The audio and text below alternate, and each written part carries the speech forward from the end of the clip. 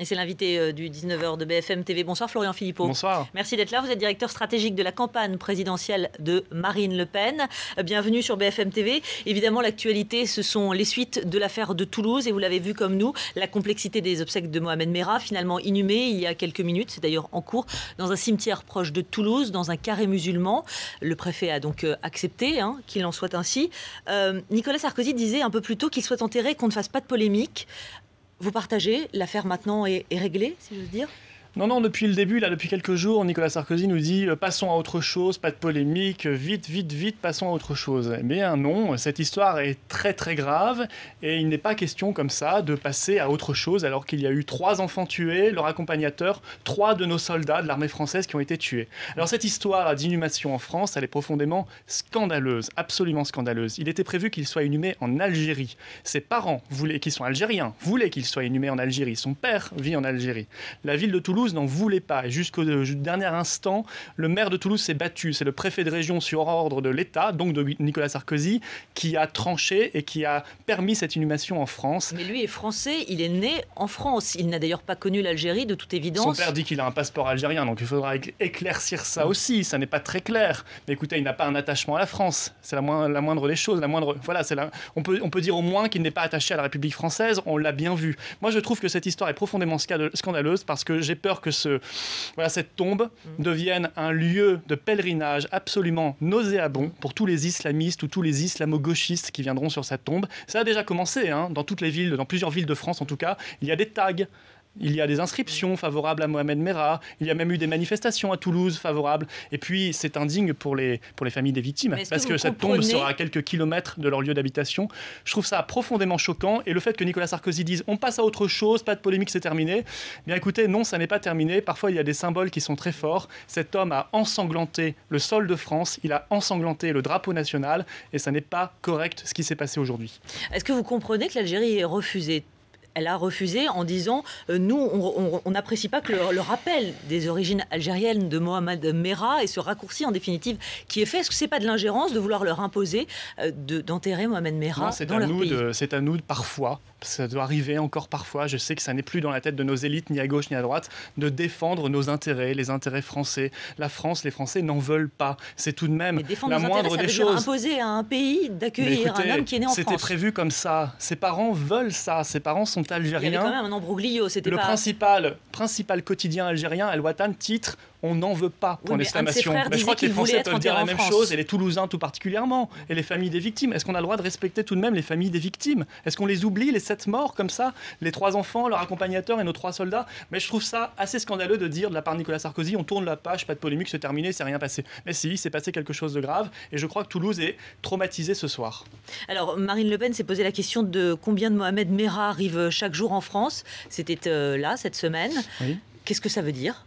Ça veut dire que tant qu'on refusera de voir la question de l'immigration de masse et le problème de la non-assimilation forcément des 200 000 étrangers légaux qui arrivent chaque année en France, eh bien, on ne comprendra rien à ce qui se passe dans nos quartiers, à ce qui se passe dans ces centaines de zones de non-droit où la police ne va plus, où la gendarmerie ne va plus, et où on sait qu'il y a une hybridation entre une voyoucratie classique de banlieue qui vit de tous les trafics, et puis un islamisme, une idéologie radicale qui est en train de se développer. Et donc, même si on est né en France de parents étrangers, on est potentiellement suspect, on n'est jamais complètement français ?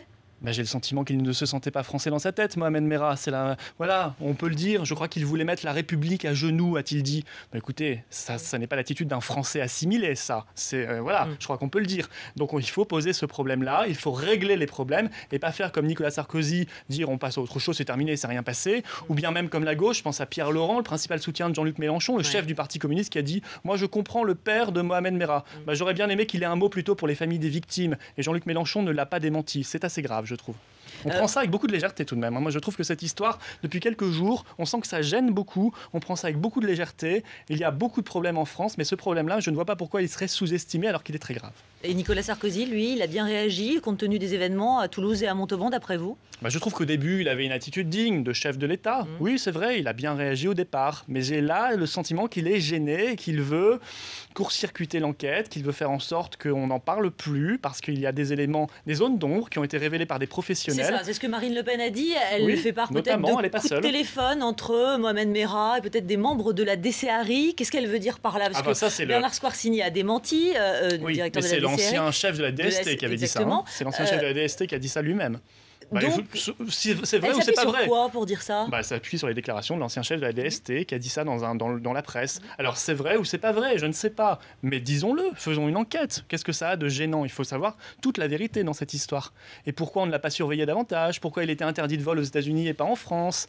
Voilà, beaucoup de questions. Parce que si on ne prend pas ce problème à bras-le-corps, un problème très large d'ailleurs, le problème de l'assimilation, le problème des zones de non-droit dans les banlieues, etc., eh bien, on prend le risque d'une réitération de ce genre d'événements, et je crois que les Français, évidemment, n'en veulent pas. Alors vous, pour lutter contre ce type de phénomène, vous avez fait un certain nombre de propositions, entre autres les prêches qui vont être systématiquement surveillées dans les mosquées.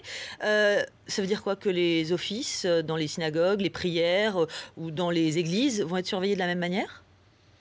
Est-ce qu'il y a eu récemment un cas de fondamentalisme juif ou catholique ou protestant qui aurait causé un attentat avec cette mort? Je ne crois pas. Non, mais dans ce cas, toutes les religions sont mises sous surveillance alors? Non, je crois qu'il faut cibler on sait très bien qu'il y a un certain nombre de mosquées où prêchent des imams fondamentalistes, et d'ailleurs s'ils sont étrangers, il faut les renvoyer chez eux. Et par ailleurs, il faut évidemment mieux contrôler tout ce qui se dit dans ces mosquées-là, dans ces prêches. Je crois que c'est quand même la moindre des choses dans un pays qui veut assurer la sécurité à ses habitants. Voilà un problème aussi qui n'a pas été réglé malgré les promesses de campagne de 2007. Vous avez également proposé le retour à un mois minimum de service militaire obligatoire. Oui. C'est pour tout le monde ou les Français d'origine étrangère également? Non, c'est pour tout le monde, tous les Français, et c'est pour tous les Français d'ailleurs, filles ou garçons, et ce sera d'abord un mois, et si la situation budgétaire s'améliore, progressivement sur le quinquennat, on montera en puissance pour atteindre peut-être un trimestre. Le but, c'est évidemment de détecter les idéologies radicales, parce que le service militaire, il avait un rôle important pour détecter tout ce qui n'allait pas parmi la jeunesse de France, pour assimiler aussi les Français qui étaient moins bien assimilés, et puis évidemment pour voir s'il n'y a pas des problèmes d'analphabétisme ou bien de drogue, par exemple. Je crois que c'était nécessaire. Les Français le regrettent et les jeunes d'ailleurs le regrettent. On le voit dans toutes les enquêtes. Alors Florian Philippot, on va poursuivre évidemment ces tueries Montauban, Toulouse. Est-ce qu'elles vous permettent de revenir à des fondamentaux de la campagne de Marine Le Pen, la sécurité, la dénonciation de l'islamisme? Et là, évidemment, vous avez certainement vu notre sondage, la course BFM TV 2012, Marine Le Pen qui progresse de 1,5 point à 15%. Elle en bénéficie donc? Non, ce n'est pas ça. Je pense que les Français savent que Marine Le Pen a toujours parlé de ces problèmes-là, contrairement à d'autres qui semblent les découvrir depuis 2-3 jours et qui semblent bien gênés. Par exemple, qui donc? Je vois que Jean-Luc Mélenchon n'a pas grand-chose à dire, si ce n'est avoir de la compassion pour le père de Mohamed Merah. Voilà. Je vois que du côté socialiste, il reste sur le social, on ne veut pas parler de la sécurité. Globalement. Oui, mais Marine Le Pen, vous savez, elle a rencontré des ouvriers dans le Pas-de-Calais il y a 2 jours. Elle fera demain un grand meeting. Elle parlera de la question des banques, de l'Union européenne. Vous savez, elle parle de tous les sujets. Aujourd'hui, elle était à la FNSEA. Elle a dénoncé le problème des OGM. Elle est résolument contre les OGM. Et d'ailleurs, elle avait face à elle toute l'aristocratie agricole. Alors, contrairement, on pourrait montrer l'image, puisque ça a été un accueil très révélateur, extrêmement violent quand même, fraîchement accueilli effectivement par le monde rural. On sait qu'historiquement, le monde rural, il a plutôt le cœur à droite. Comment ça se fait qu'elle est allée sur ce terrain-là, Marine Le Pen? Elle a critiqué le président Xavier Belin de la FNSEA sur sa proposition effectivement d'autoriser les OGM. C'est un peu bizarre comme coup à 3 semaines du premier tour. Elle est invitée par la FNSEA, qui représente une petite partie du monde agricole, qui est très liée à l'UMP, on le sait bien.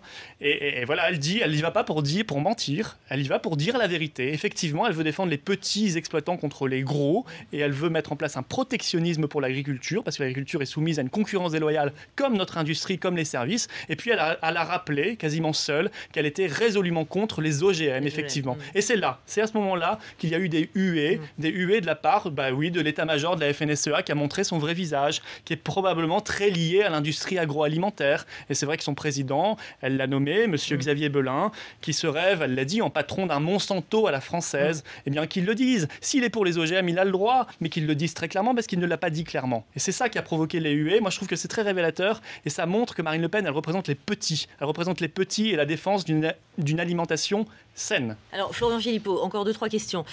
Vous avez dit il y a quelques jours, je ne crois pas à cette bulle Mélenchon, il fait ses shows, notamment à Bastille, mais les gens ne sont pas dupes. En gros, aujourd'hui, c'est presque lui le 3e homme dans les sondages, on le voit aussi. Ah non, depuis que j'ai dit ça, vous avez vu qu'il a plutôt stagné, voire un peu baissé dans votre enquête. Donc j'avais pas tort. Il s'en prend plus aujourd'hui à François Hollande qu'à Marine Le Pen. Ça vous fait sourire, ça vous fait des vacances? Non, il s'en prend à François Hollande et Marine Le Pen. Ouais. Alors moi j'ai l'impression que ça n'est pas vraiment le meilleur ami des ouvriers, c'est surtout le meilleur ami de Nicolas Sarkozy. Pardon, je vous interromps, priorité au direct. Nicolas Sarkozy, une journée avec, Thierry Arnaud est à ses côtés.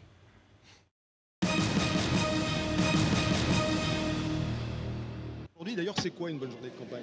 Bon, une bonne journée de campagne, c'est d'abord une journée où on n'a pas d'ennui, où on a vu beaucoup de monde, où les choses se sont bien passées. Bon, il faut encore rentrer à Paris maintenant.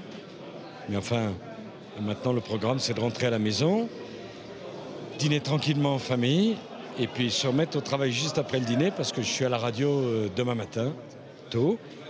Et puis juste après, je pars en Franche-Comté, alors malheureusement sans vous, si j'ai compris, mais enfin, sachez que vous serez les bienvenus. Hein. Merci. On vous entendait dans votre discours tout à l'heure parler de duplicité, mensonge, absence de courage, tartufferie à propos de vos adversaires. Une bonne campagne, c'est une... à propos de mes adversaires. C'est à propos de ce qu'ils font, de ce qu'ils disent. C'est pas la personne que je vise, c'est l'absence d'engagement, l'absence de proposition. Mais une bonne campagne, c'est une campagne où il faut taffer fort aussi, le cas échéant. Non, une bonne campagne, c'est une campagne où il faut proposer ce qu'on a à proposer, il faut s'expliquer. La campagne ne peut pas se focaliser uniquement sur l'esquive, l'absence de projet, l'absence de réponse, l'absence de programme. Vous m'avez suivi toute la journée, j'ai essayé de répondre à toutes vos questions. C'est normal, ça s'appelle du respect et de la politesse. Vous nous avez donné le programme pour demain, radio le matin, un déplacement, un meeting dans la soirée, début de semaine prochaine, présentation de votre programme. Il y a d'autres choses avant. Samedi, je vais devant une grande association de victimes faire des propositions. Samedi après-midi, je serai à la porte de Versailles, un grand meeting pour les jeunes. Dimanche, bien sûr, j'y travaille. Puis lundi, c'est encore une autre semaine.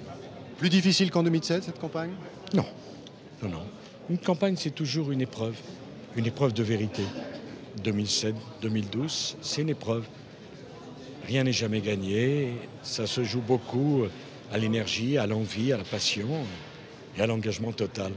On ne peut pas s'économiser dans une campagne. Pied au plancher jusqu'au bout, donc. Non, c'est-à-dire qu'on commence à fond, puis on accélère.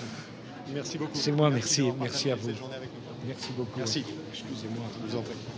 Voilà, c'était une journée avec Nicolas Sarkozy. Merci beaucoup Thierry Arnaud. Effectivement, un peu plus de 20 jours du premier tour de la présidentielle avec vous. On vit chaque jour avec plusieurs candidats. Une journée avec, c'était un nouveau numéro aujourd'hui avec vous. Thierry Arnaud, vous avez suivi Nicolas Sarkozy depuis ce matin. Vous étiez à Nîmes, donc là, avec Adrien Baudard. Et demain, ce sera au tour de Philippe Poutou, le candidat du NPA. Voilà, retour en plateau avec Florian Philippot. Florian, vous avez entendu à l'instant Nicolas Sarkozy. Il dit que c'est une campagne finalement assez comparable à 2007. Elle n'est pas plus difficile. Il faut être à fond, évidemment, mais ni plus ni moins. Oui, je vois, mais il a raison parce qu'il refait sa campagne de 2007. Comparable, oui, il refait les mêmes promesses même, strictement les mêmes promesses qu'il n'a pas tenues. Donc je crois que les Français ne sont pas dupes, ils voient bien les ficelles électoralistes. Moi je remarque que Nicolas Sarkozy va présenter son programme la semaine prochaine, 2 semaines avant le premier tour. C'est vraiment se moquer des gens. Marine Le Pen l'a présenté en novembre dernier, elle l'a chiffré en janvier. Il est en ligne, voilà, de manière très claire et transparente. Est-ce que commencer plus tard dans cette campagne, finalement, c'est pas s'assurer la victoire? Écoutez, 2 semaines avant. On a vu d'autres candidats, François Hollande qui a commencé il y a un an. Aujourd'hui, il y a un petit effritement dans les sondages. On pourrait imaginer effectivement que ça lui serve à Nicolas Sarkozy? Je trouve que c'est vouloir prendre les Français de court. Voilà, c'est faire en sorte qu'il n'ait pas la possibilité de débattre de son programme, de même de le connaître. 2 semaines, c'est pas comme ça qu'on connaît un programme, c'est pas comme ça qu'on s'en saisit. Voilà, je pense qu'il veut esquiver le débat. Je trouve pas ça très digne et pas très démocratique. J'ai le sentiment qu'il essaie de fuir cette élection. Ce que je disais, c'est que... D'un mot, parce que là, on a été interrompu. Moi, j'ai le sentiment que Mélenchon, dans cette histoire, parce qu'on parle beaucoup de lui, ça n'est pas le meilleur ami des ouvriers, c'est le meilleur ami de Nicolas Sarkozy. Parce qu'il tape en permanence sur les adversaires principaux de Nicolas Sarkozy, Marine Le Pen et François Hollande. On remarque qu'il tape jamais sur Nicolas Sarkozy. Et quand on voit la publicité que lui fait le Figaro tous les jours, on a compris l'alliance objective entre les deux. Mais je pense que les Français, là aussi, ne sont pas dupes. Merci beaucoup, Florian Philippot, en tout cas d'être venu sur le plateau de BFM TV. Merci à vous. Dans 3 minutes, c'est le journal de Jean-Rémy Baudot.